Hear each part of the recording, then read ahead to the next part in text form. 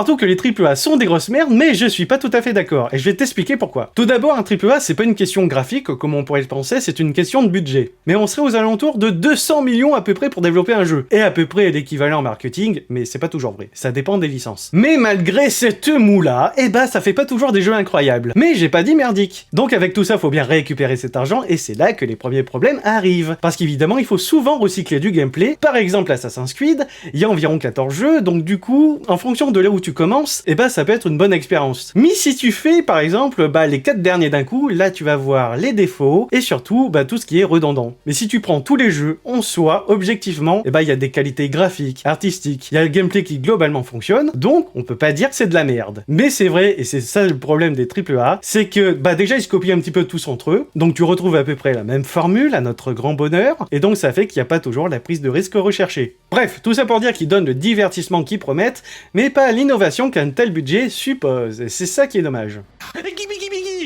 Enchanté. C'est pour ça qu'il faut venir en live, quoi, parce que voilà mes réactions...